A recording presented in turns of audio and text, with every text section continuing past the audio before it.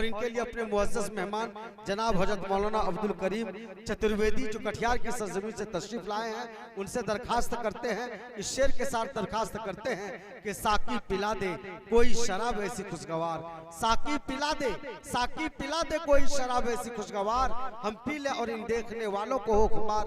जनाब हजरत मौलाना अब्दुल करीम साहब चतुर्वेदी दामत बरकातुहुम अपनी नासिहाना खिताब के साथ हम तमाम लोग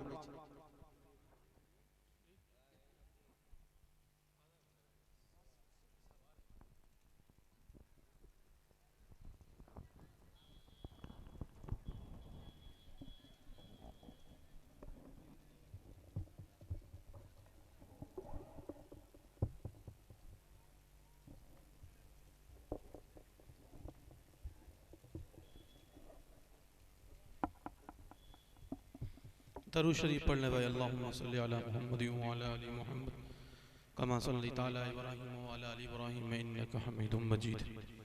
अल्लाहुम्मा बारिक अला मुहम्मद व अला आलि मुहम्मद कमा बारकता अला इब्राहीम व अला आलि इब्राहीम इन्नका हमीदुम मजीद।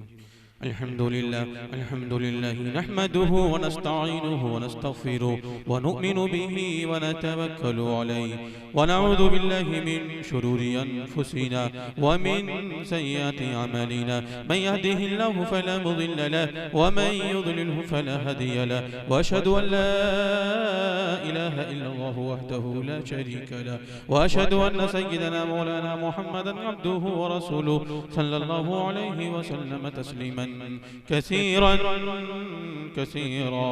अम्मा बाद फ़अऊज़ु बिल्लाहि मिनश शैतानिर रजीम। बिस्मिल्लाहिर रहमानिर रहीम। लक़द कान लकुम फ़ी रसूलिल्लाहि उस्वतुन हसनह व क़ाला अन्नबिय्यु सल्लल्लाहु अलैहि वसल्लम या अय्युहन नासु इन्न रब्बकुम वाहिद व अबाकुम वाहिद।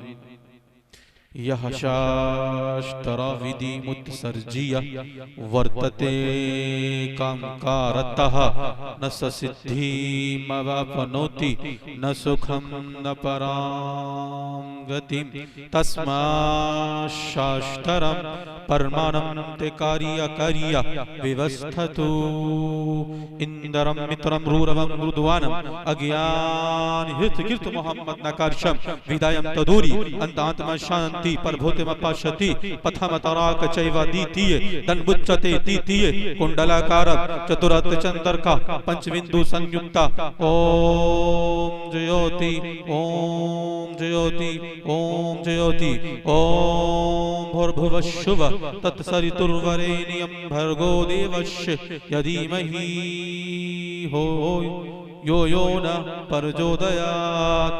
मंगलम भगवानम विष्णु मंगलम भगवानम पंडहरी काचु मंगला इतनम वारी।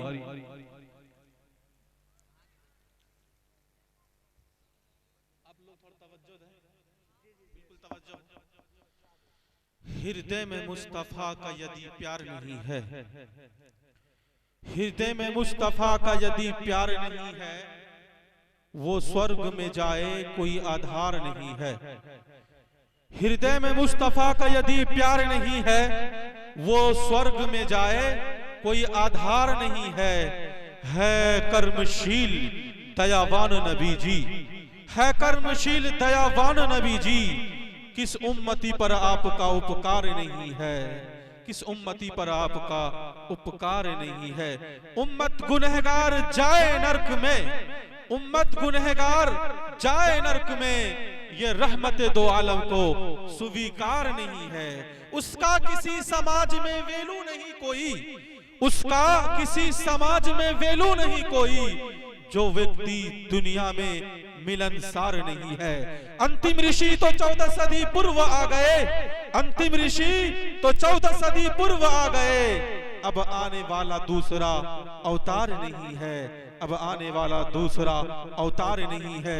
जिस घर में पधारे हैं शहंशाह दो जहां, जिस घर में पधारे हैं शहंशाह दो जहां, अब संसार में वैसा कोई घर बार नहीं है, अब संसार में वैसा कोई घर बार नहीं है।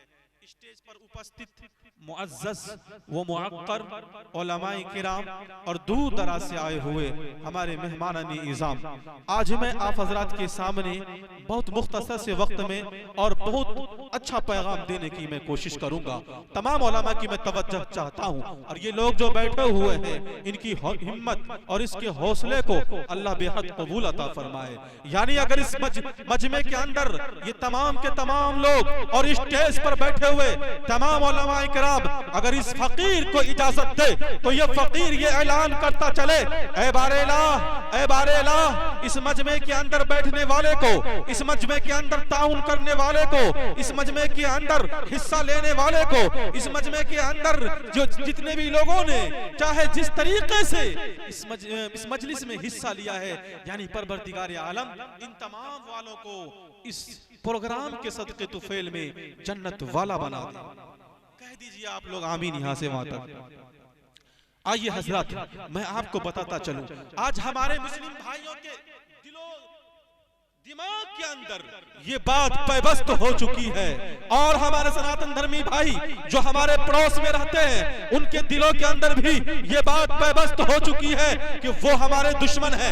याद रखो नौजवानों, वो हमारे दुश्मन नहीं है बल्कि वो हमारे भाई है। भाई कैसे है मैं आपको बताता चलूं, जहां से पूरी कायनात चली, जहां से पूरा संसार चलता है, जिसको हम और आप हजरत आदम अलैहिस्सलातु वस्सलाम के नाम से जानते हैं और संस्कृत ने उसे आदि मानू कहा कि वहीं से पूरी संसार, वहीं से पूरी कायनात चली तो आपस में हम लोग भाई भाई कहलाने के काबिल बन गए।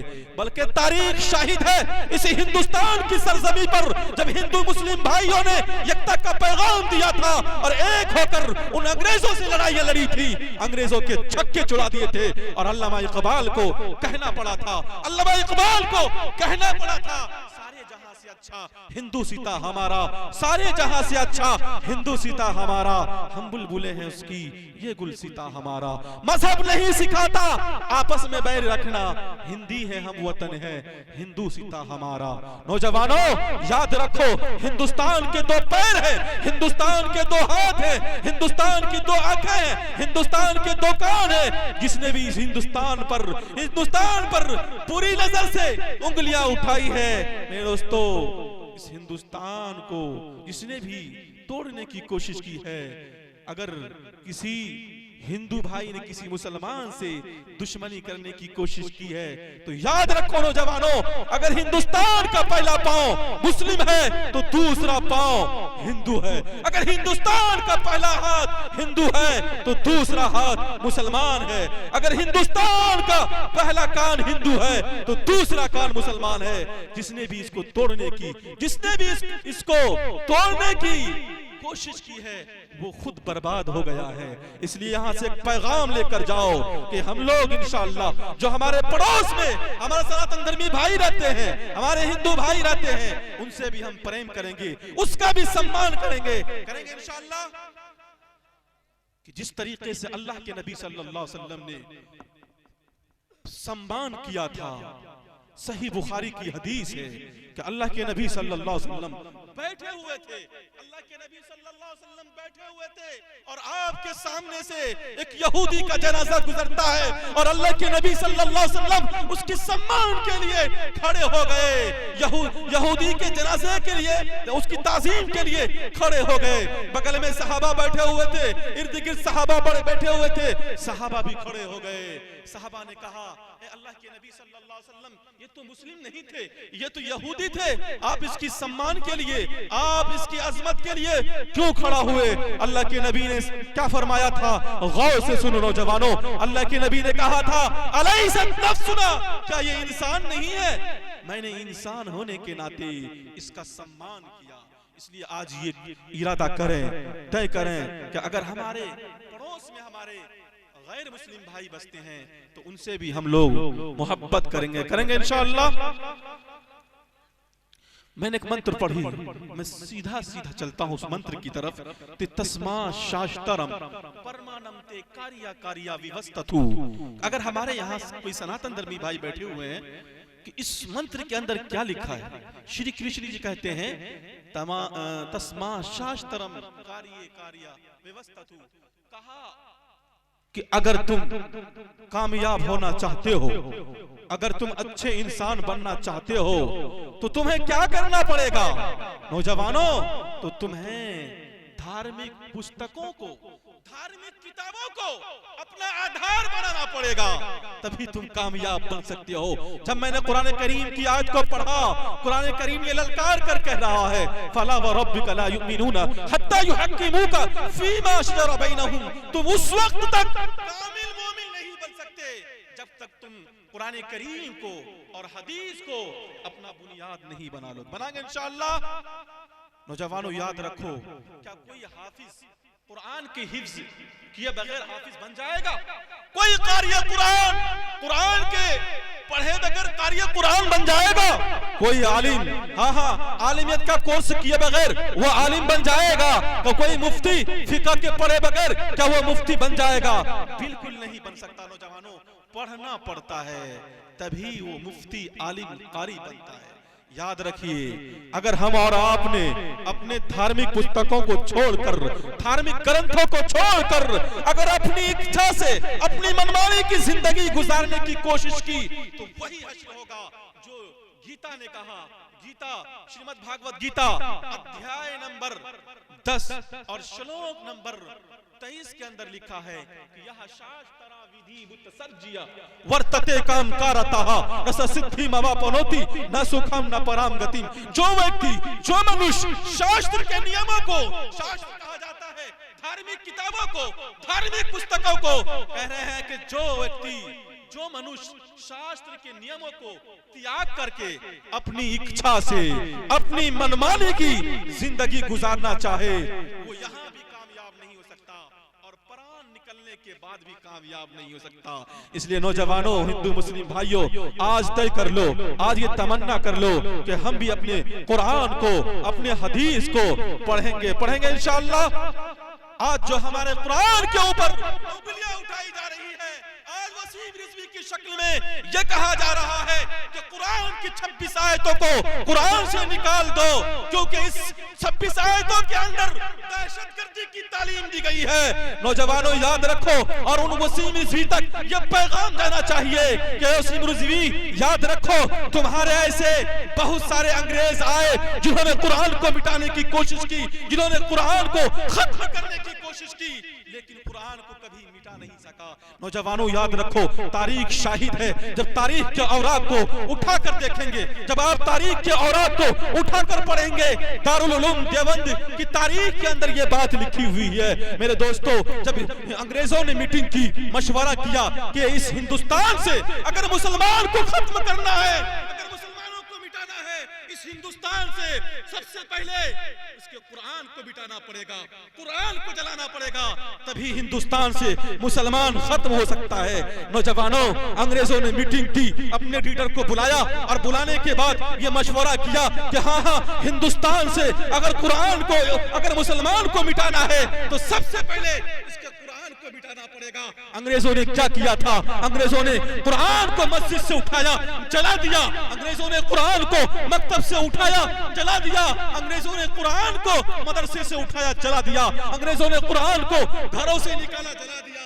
मेरे दोस्तों, जब मौलाना रशीद अहमद गंगोही रहमतुल्लाहि अलैह, अल्लाह ताला उनके कब्र को नूर से मुनव्वर फरमाए, कह दीजिए आमीन। मेरे दोस्तों, जब मौलाना रशीद अहमद गंगोही रहमतुल्लाह अलैह की नजर उस अंग्रेजों पर पड़ी तो कहा, ओ अंग्रेज के चेले, ओ अंग्रेज के चेले, तुम देवबंद की सरजमीन पर कहां चक्कर लगा रहे हो, क्यों घूम रहे हो?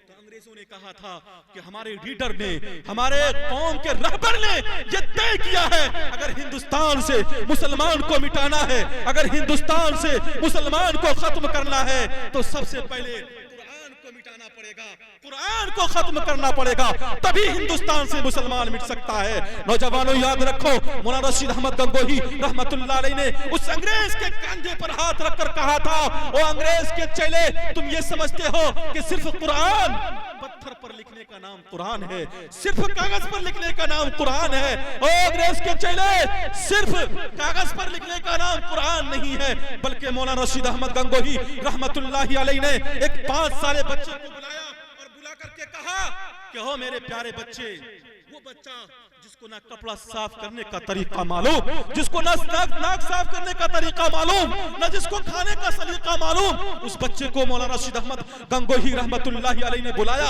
और बुलाकर कहा, ए मेरे प्यारे बच्चे, ओ मेरे नन्हे बच्चे, तुम कुरान को पढ़ना शुरू करो। वो प्यारा सा बच्चा जो 5 साल का था, वो अल्हम्दुलिल्लाहि रब्बिल आलमीन से शुरू करता है और वो नास की सीन पर जाकर रुकता है।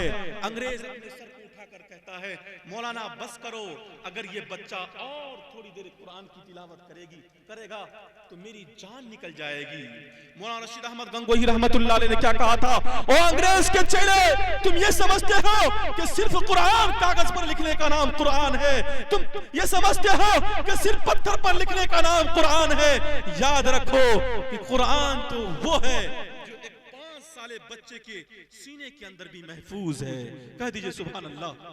दोस्तों, कुरान से भी मोहब्बत करेंगे, अपनी धार्मिक किताब को पढ़ेंगे, अपनी धार्मिक किताब के मुताबिक हम लोग जिंदगी गुजारेंगे इंशाअल्लाह।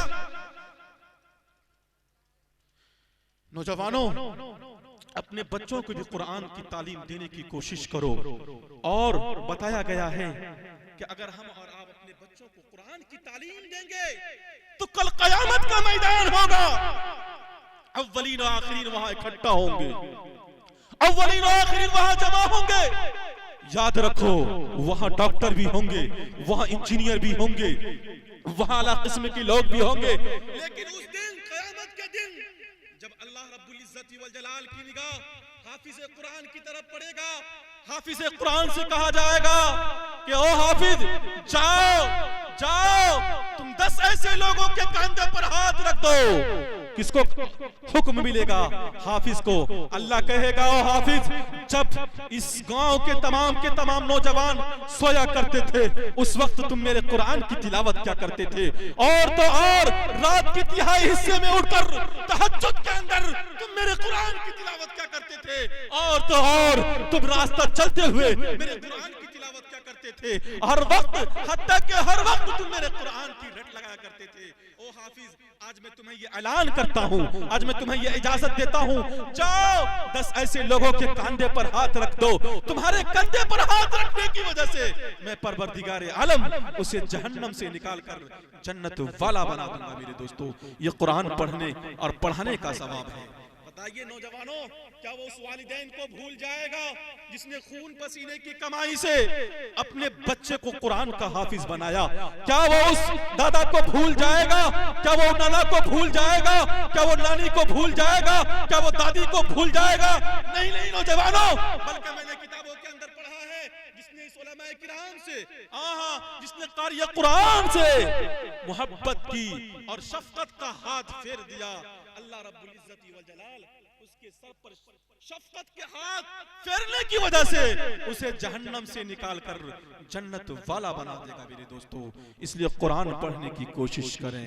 तो मैंने क्या मंत्र पढ़ा था? या शास्त्रा विधि मुतसर्जिया, जो व्यक्ति, जो मनुष्य शास्त्र के नियमों को छोड़ करके, कुरान को छोड़ करके, हदीस को छोड़ करके अपनी मनमानी की जिंदगी गुजारेगा, वो यहाँ भी कामयाब नहीं हो सकता और वहां भी कामयाब नहीं हो सकता। मेरे दोस्तों, एक मंत्र और पढ़ा है मैंने, गौर से सुनिए, ध्यान से सुनिएगा, फिर बातें समझ में आएगी कि यौमा में जमन असंभोधस्मृति यीशु सर्व पापैहि परमुच्यते। अगर हमसे और आपसे ये सवाल कर लिया जाए, बतलाइए, जिस खुदा की आप इबादत करते हैं, जिस खुदा की आप प्रार्थना करते हैं, जिस खुदा की आप भक्ति करते हैं, क्या आपने उसको देखा है? तो आप क्या जवाब देंगे? आपको यह कहना है कि वो दिखाई नहीं देता, इसलिए कि अपने दौर के जलीलुल कद्र पैगंबर हजरत मूसा ने भी कहा था, ऐ खुदा, मैं तुझे देखना चाहता हूँ, मैं तेरा दीदार करना चाहता हूँ, हाँ मैं तेरा मुशाहिदा करना चाहता हूँ।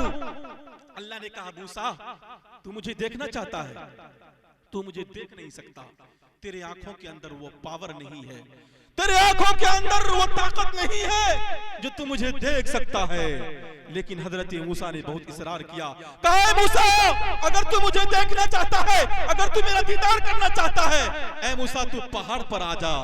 हजरत मूसा को पहाड़ पर बुलाया गया और अल्लाह ने अपनी तजल्ली को नाजिल कर दी और हजरत मूसा अलैहिस्सलातु वस्सलाम बेहोश होकर गिर पड़े। कुरान ने नक्शा खींच दिया, वखर्र मूसा सईका, खुदा दिखाई नहीं देता। और वेद ने क्या कहा, योमा में जमनादिम चे व्यक्ति लोके महेश्वरम असंभोध समिति ईशी। जो व्यक्ति, जो मनुष्य ऐसा मानेगा कि उसको किसी ने जन्म नहीं दिया है, वो अजन्मा है, हम और आप जन्मा है, हमको और आपको किसी ने जन्म दिया है, उसको किसी ने जन्म नहीं दिया है।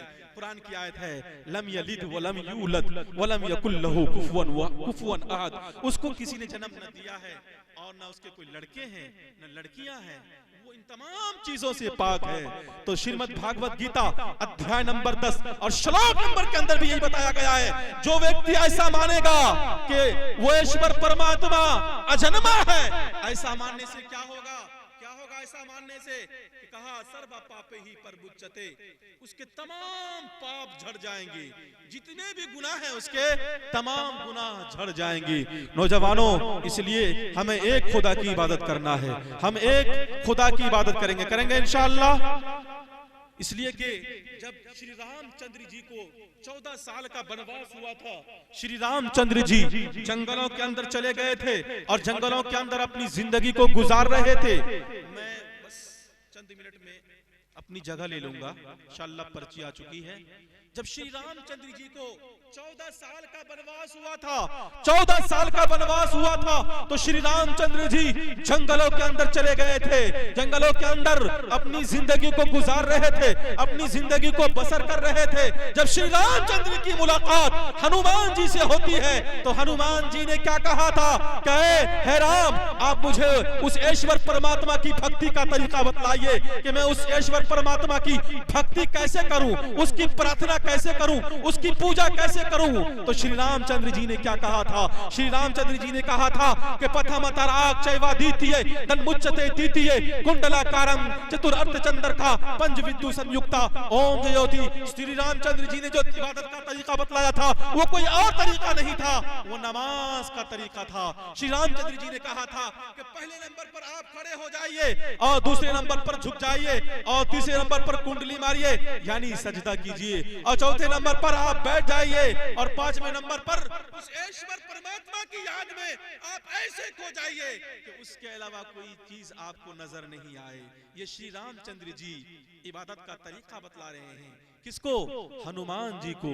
श्री रामचंद्र जी ने ये नहीं कहा था कि तुम मेरी इबादत करो, तुम मेरी प्रार्थना करो, तुम मेरी पूजा करो, बल्कि उस ईश्वर परमात्मा की इबादत का तरीका बतलाया था, अल्लाह की इबादत का तरीका बतलाया था। कहा था अगर तुम्हें किसी की इबादत करनी हो, अगर तुम्हें किसी के सामने माथा टेकनी हो, तो उसी ईश्वर परमात्मा के सामने माथा टेकना।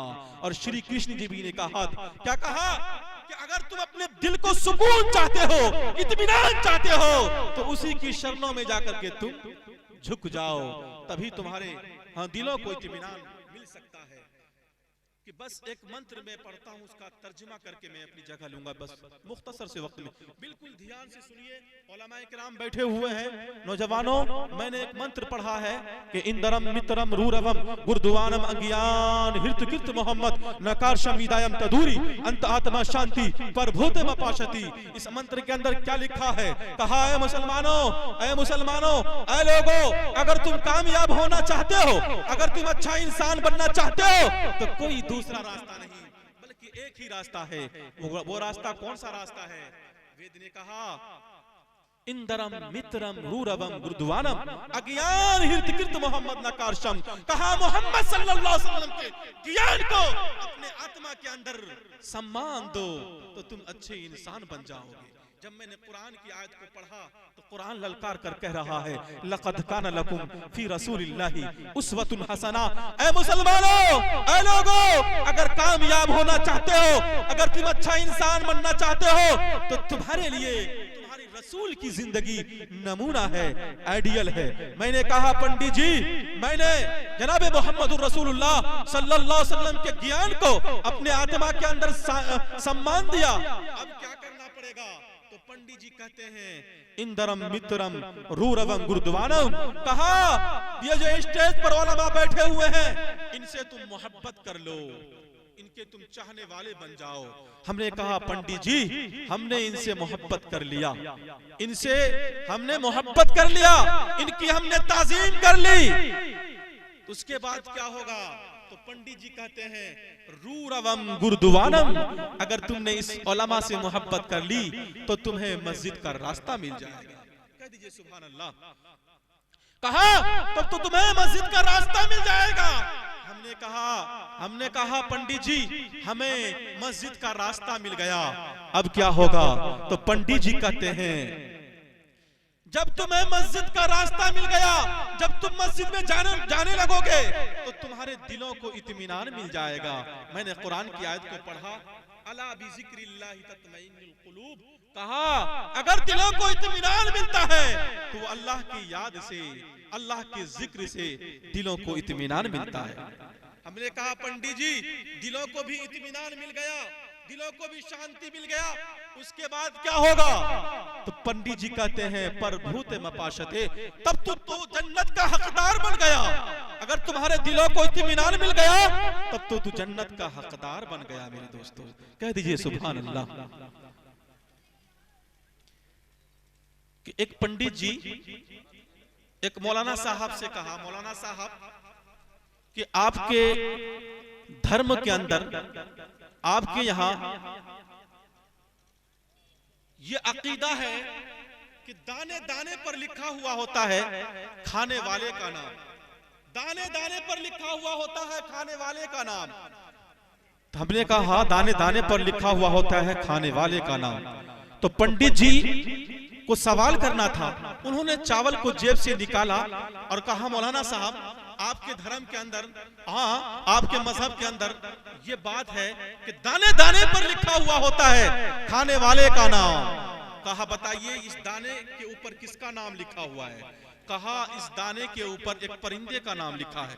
पंडित जी को इम्तिहान लेना था, इतने में चावल को वो चबाया नहीं बल्कि सीधे निगल गया, और निगलने के बाद फौरन उसको छींक आई, और छींक जैसे ही आए नाक से वो चावल निकलता है और पेड़ पर एक परिंदा बैठा हुआ होता है, परिंदा उड़ करके उस दाने को चूग लेता है।